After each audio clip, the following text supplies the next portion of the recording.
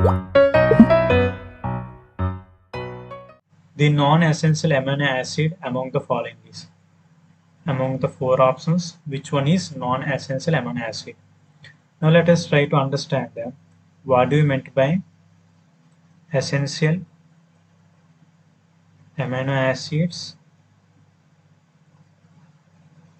and non-essential amino acids?